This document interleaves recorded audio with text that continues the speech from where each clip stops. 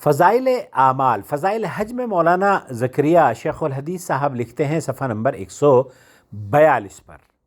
یہ تحریر آپ کی خدمت میں اس لیے پیش کی جا رہی ہے تاکہ اس طرح کے عقائد سے مسلمان توبہ کر لیں اور گمراہی سے نکل کر راہ راست پر آ جائیں.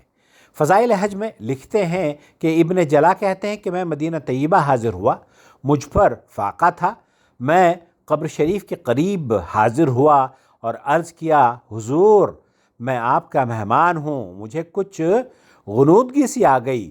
میں نے حضور اقدس صلی اللہ علیہ وسلم کی زیارت کی، حضور نے مجھے ایک روٹی مرحمت فرمائی، میں نے آدھی کھائی اور جب میں جاگا تو آدھی میرے ہاتھ میں تھی.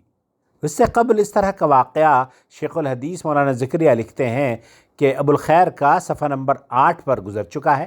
اس جیسے بہت سارے واقعات فضائل اعمال میں لکھے گئے ہیں. سوال یہ پیدا ہوتا ہے کیا نبی کریم صلی اللہ علیہ وسلم کی وفات کے بعد صحابی قبر رسول پر جا کر اس طرح سے روٹیاں مانگا کرتے تھے؟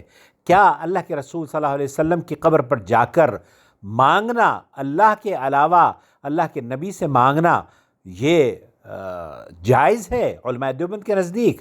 کیا حضرت عثمان رضی اللہ تعالیٰ عنہ کو جب مدینہ منورہ میں ہی حراست میں لے لیا گیا، آپ کو اپنے ہی گھر میں محصور کر دیا گیا، پانی بھی بند ہے، کھانا بھی نہیں ہے، کیا اللہ کے رسول صلی اللہ علیہ وسلم جب ابن جلاد تک روٹی دے سکتے ہیں تو اپنے 2 بیٹیوں کے داماد کی مدد کے لیے آپ نے تشریف نہیں لائے؟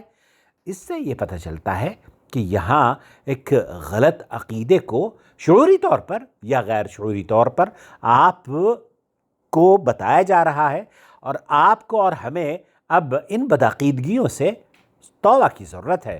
اپنا خیال رکھیے اور اس طرح کے جو غلط عقائد تبلیغی نصاب اور فضائل اعمال میں ہیں ان سے اس کتاب کو پاک کر دیجئے تاکہ سب لوگ اس کتاب کو پڑھ سکیں. شکریہ.